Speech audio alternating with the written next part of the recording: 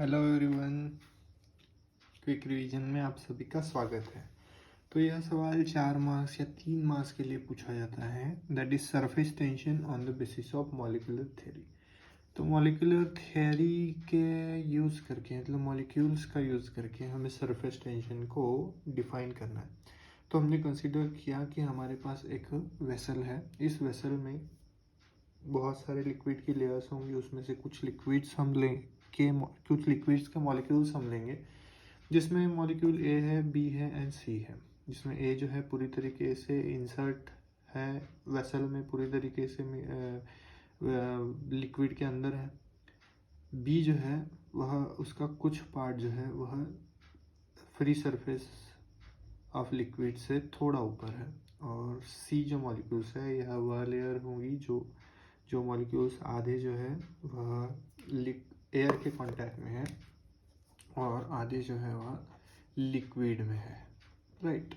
तो हमें पता लगाना है कि मॉलिक्यूल्स के हेल्प से हम किस तरीके से सरफेस टेंशन को डिफाइन कर सकते हैं। तो चलो सबसे पहले हम पढ़ते हैं मॉलिक्यूल ए के बारे में, राइट। तो ए के बारे में हम क्या बोल सकते हैं कि मॉलिक्यूल ए जो है वह पूरी तरीके से कंप्लीटली लिक्विड के अंदर है, राइट। तो इस पे जो एक्ट होने वाले फोर्सेस है वो हम यहाँ निकालने की कोशिश करेंगे।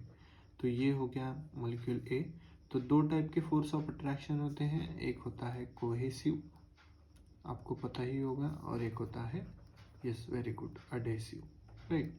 कोहेसिव मतलब the force between the same molecules and adhesive मतलब the force between different molecules. तो यह मॉलिक्यूल लिक्विड सेम है, तो लिक्विड के अंदर जो फोर्स होगा वो होगा कोहेसिव फोर्स। तो इसको डाउनवर्ड पुल यहाँ से लगेगा तो अपवर्ड पुल यहाँ से लगेगा। ऊपर से कोई मॉलिक्यूल खींचेगा, नीचे से कोई मॉलिक्यूल खींचेगा, इधर से कोई मॉलिक्यूल खींचेगा, इधर से कोई मॉलिक्यूल खींचेगा। इसी तरीके से हर जगह से उस पर फोर्सेस जो है वह एक्ट होते रहेंगे, लेकिन हमेशा इक्वल एंड अपोजिट एक्ट होंगे, राइट। और इक्वल एंड अपोजिट एक्ट होने के कारण यह फोर्सेस जो है एक दूसरे को क्या कर देंगे, बैलेंस कर देंगे। वेरी गुड, कहो मेरे साथ, क्या कर देंगे, बैलेंस कर देंगे। तो बैलेंस करने की वजह से इस पे जो है कोई भी नेट फोर्स एक्ट नहीं होगा।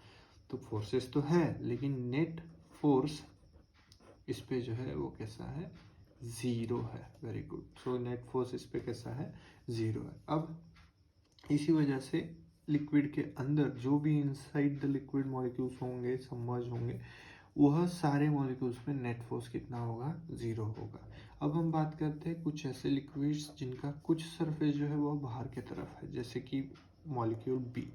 तो यह बी मॉलिक्यूल जो है इसमें नीचे की तरफ फोर्स लग रहा है, लेकिन लिक्विड की लेयर यहाँ तक है तो कोहेसिव फोर्स यहीं तक लगेगा। तो ये इधर लगेगा, ये इधर लगेगा, ये इधर लगेगा। तो हर डायरेक्शन में इक्वल एंड अपोजिट फोर्सेस जो लग रहे थे मॉलिक्यूल ए में वो अब यहाँ पे नहीं लगेंगे, क्योंकि ये जो मॉलिक्यूल का फोर्स लग रहा है और ये जो फोर्स लग रहा है ये एक दूसरे को बैलेंस नहीं कर रहे ना यार। तो आप देखो कौन सा मैग्नीट्यूड ज़्यादा है, इसका मैग्नीट्यूड ज़्यादा है, इसका कम है। इसके साथ जो फोर्सेस होंगे वो एयर मॉलिक्यूल्स के होंगे जो कि अडेसिव फोर्स, लेकिन इस लिक्विड में कोहेसिव फोर्स जो है वो ज़्यादा है, इसलिए डाउनवर्ड फोर्स जो है वह आपको यहाँ पे रिजल्टेंट के लिए दिखाई देगा, राइट। तो डाउनवर्ड फोर्स आपको यहाँ पे ग्रेटर दिखाई दे रहा है।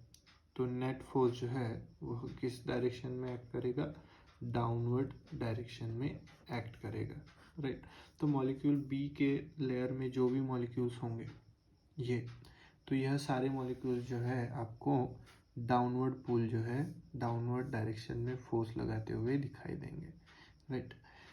अब नेट फोर्स यहाँ पे ज़ीरो तो नहीं हुआ, तो नेट फोर्स किस डायरेक्शन में होगा, डाउनवर्ड डायरेक्शन में होगा। अब बात करें सी की, तो बड़ा ही इंटरेस्टिंग फिनोमिना आपको यहाँ पे दिखाई देगा कि यह अगर सी का वाटर मॉलिक्यूल है, सी मॉलिक्यूल है, तो इसमें डाउनवर्ड लग रहा है लेकिन अपवर्ड लग ही नहीं पा रहा है, क्योंकि लिक्विड की लेयर यही तक है। ये इस डायरेक्शन में लग रहा है, इस डायरेक्शन में, इस डायरेक्शन में, इस डायरेक्शन में, इस डायरेक्शन में, इस डायरेक्शन में लग रहा है। ये तो बैलेंस कर दिए चलो, लेकिन ये जो फोर्सेस है वह सारे नीचे के डायरेक्शन में एक्ट हो रहे हैं। तो नीचे के डायरेक्शन में एक्ट होने के कारण ये तो डाउनवर्ड ही जाना चाहिए। लेकिन सर डाउनवर्ड कैसे जाएगा, क्यों नहीं जाएगा? यहाँ पे तो फोर्स इधर लग रहा है, यहाँ पे इधर लग रहा है, लेकिन इसका अगर आप रिजल्टेंट फोर्स निकालते हो, समझो यह मॉलिक्यूल ऐसा है और यह फोर्स किस तरीके से एक्ट हो रहा है, इस डायरेक्शन में एक्ट हो रहा है, तो इसके भी तो दो कंपोनेंट्स निकलेंगे, एक इस डायरेक्शन में और एक इस डायरेक्शन में। वैसे ही इसके भी दो कंपोनेंट निकलेंगे, एक इस डायरेक्शन में और एक इस डायरेक्शन में। तो यह दोनों कंपोनेंट मिला के किस डायरेक्शन में फोर्स लगाएंगे यार, यह लगाएंगे डाउनवर्ड डायरेक्शन में, और ये कंपोनेंट इससे बैलेंस हो जाएगा। तो हम इसलिए ये सारे जो भी होंगे सबके डाउनवर्ड डायरेक्शन में ही रिजल्टेंट कंपोनेंट जो है एक्ट करने वाले हैं। इसलिए हम बोलेंगे कि यह इसका भी नेट फोर्स किस डायरेक्शन में जाएगा, डाउनवर्ड डायरेक्शन में जाएगा। अरे वाह, तो हमें रीज़न मिल गया कि सरफेस पे जो भी मॉलिक्यूल्स होते हैं वह हमेशा किस डायरेक्शन में फोर्स लगाते हैं, डाउनवर्ड डायरेक्शन में ही फोर्स लगाते हैं। तो डाउनवर्ड डायरेक्शन में फोर्स लगाते हैं, लेकिन नीचे जो है वह लिक्विड की लेयर है, तो यह जो है नीचे जो है जा नहीं पाते। तो यहाँ पे जो भी एनर्जी उनके पास होंगी वह अपने पास स्टोर करके रखेंगे, जिसे हम कौन सी एनर्जी कहेंगे, पोटेंशियल एनर्जी कहेंगे। लेकिन यह लिक्विड इनवर्ड पुल लगाते जा रहे हैं, तो यह जो भी ऊपर की लेयर होगी, यह लेयर जो है इनवर्ड पुल के हेल्प से नीचे के डायरेक्शन में डाउनवर्ड फोर्स जिसे हम कह रहे हैं वो लगाती रहेगी, जिस वजह से ये जो सरफेस था जो इस तरीके से था वह इनवर्ड पुल की वजह से इस तरीके का हो जाएगा, जिसे हम कहेंगे कि यह जो सरफेस है वो क्या हो गया, स्ट्रेच हो गया। तो यह स्ट्रेच सरफेस को ही हम क्या कहते हैं, इस सरफेस पे होने वाला tension, that is surface tension. तो यह स्ट्रेच किस वजह से हुए, due to this downward cohesive force. और डाउनवर्ड कोहेसिव फोर्स जो है वह इस लेयर को स्ट्रेच कर दिया और वह सरफेस पे हो रहा है, इसलिए हम इस फोर्स को, इस टेंशन को सरफेस टेंशन कह रहे हैं, राइट। और यह जो फोर्स है हमेशा इस परपेंडिकुलर डायरेक्शन में ही एक्ट होगा, जो कि सरफेस को हमेशा कैसा रहेगा, 90 डिग्री आपको दिखाई देगा, राइट। तो इस तरीके से मॉलिक्यूलर थ्योरी के हेल्प से हमने सरफेस टेंशन को डिफाइन किया।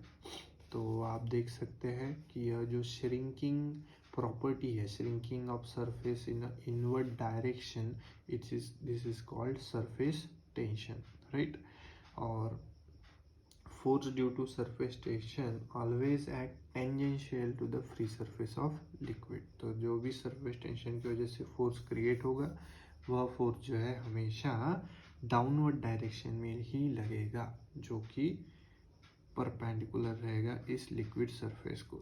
समझो यह लिक्विड सरफेस है तो इस डायरेक्शन में फोर्स, समझो यह लिक्विड सरफेस है तो इस डायरेक्शन में फोर्स, यह लिक्विड सरफेस है तो इस डायरेक्शन में फोर्स। तो यह नेट फोर्स जो है हमेशा उस लिक्विड सरफेस को परपेंडिकुलर ही रहेगा। तो इस तरीके से थ्योरी की हेल्प से आप मॉलिक्यूलर थ्योरी के हेल्प से आप सरफेस टेंशन को डिफाइन कर सकते हो। So it is very easy and simple. अगर आपको अच्छा लगता है तो लाइक करें, अपने दोस्तों के साथ शेयर करें।